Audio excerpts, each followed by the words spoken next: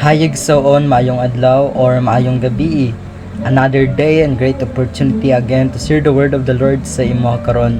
And I am here nga gusto ti kay encourage pinaagi sa pulong sa Ginoo. And the Bible says found in Proverbs chapter 12 verse 26, ang matarong nga tawo mao'y usa ka giya nga kanunay nagbantay sa iyang higala, apan ang dalan sa mga dautan magpahisalaag kanila. These verses emphasize niya kung unsa jud ang pulos sa matarong nga tawo, which is kung unsa ang ginabuhat no sa matarong nga tawo, which is magahatag siya og kanang encouragement sa iyahang friends, no, magahatag siya og kanang kadasig sa iyahang friends if naka-feel ang katong friends niya og kanang kagulanan.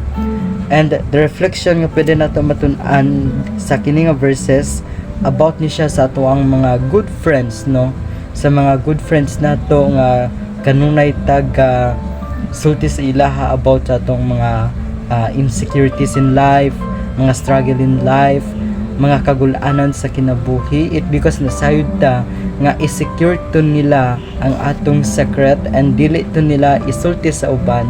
And that's the reminder sa ato no nga kung unsa jud ang kanang pulos sa matarong nga tawo, which is magahatag siya og kanang encouragement or magahatag siya og kanang confidence no sa iyang mga higala.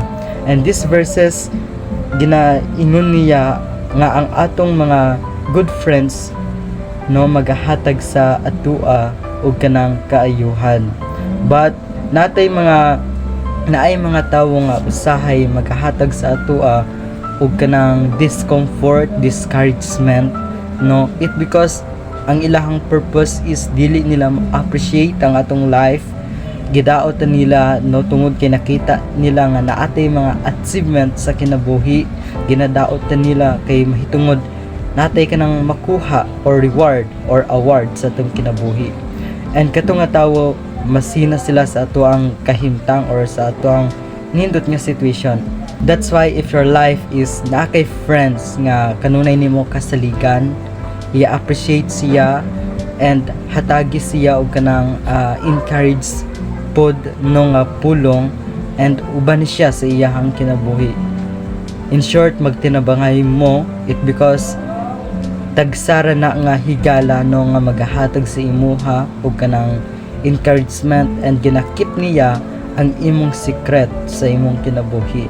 That's why if your life nga naa kay friends nga kasaligan nimo, I tell you i-appreciate na and ayaw kalimot og pasalamat sa iyaha.